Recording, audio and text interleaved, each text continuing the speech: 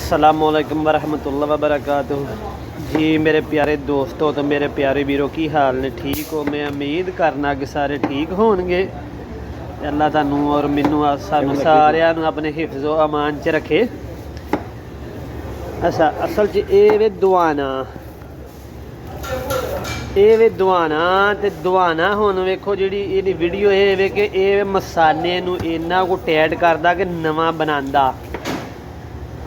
ਜਿਹੜੇ ਬੰਦੇ ਦਾ ਮਸਾਨਾ ठीक हो गया ਉਹਦੇ ਸਾਰੇ ਕੰਮ ठीक ने ਤੇ ਜਿਹੜੇ ਬੰਦੇ ਦਾ ਮਸਾਨਾ ਇਹ ਬੰਨੇ ਤੇ ਉਹਦਾ ਕੀ ਕੰਮ ਕਰਦਾ। ਇਹਦਾ ਮੇਨ ਕੰਮ ਹੈ ਗੁਰਦਿਆਂ ਦੇ ਮਸਾਨੇ ਨੂੰ ਸਾਫ਼ ਕਰਨਾ ਦੁਆਨੇ ਦਾ।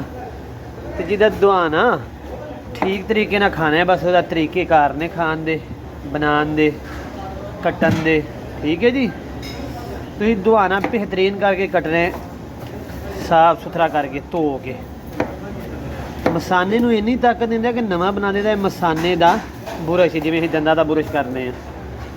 ठीक है जी जिहदा मसाना ते गुरदे ठीक हो गए उहदी मर्दाना ताकत इन्नी को वध गई। सारा डिपेंड ही काम करदा मर्दाना ताकत वाला गुरदियां ते मसाने दे। ते जे मसाना ते गुरदे ठीक ने तो फिर ठीक है ये सारा निज़ाम ठीक है। मर्दाना ताकत तुहाडी बड़ी लम्मी है।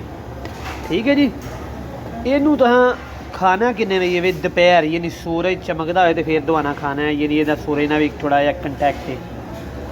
ठीक है जी दुआना उदों खाना है जो सूरज चमकदा होए। ठीक है जी उसरा नहीं खाना। ठीक है जी जो सूरज पूरा आबो ताब च होए फिर खाना तो फिर यदा बड़ा जिहा फायदा आएगा तुहानू। ठीक है मेरे भाई ये पक्की जे इंशाल्लाह हर रोज़ खाओ तो इंशाल्लाह बेहतरीन फ़ायदा पाओगे। तो मर्दाना टैकने एक महीना खा छड़ो दुआना तो मर्दाना ताकत पलवान हो जाएगी इंशाल्लाह। फिर मैं दसिया जी की वजह दुआना तो ਉਂਝ भी खाने हैं।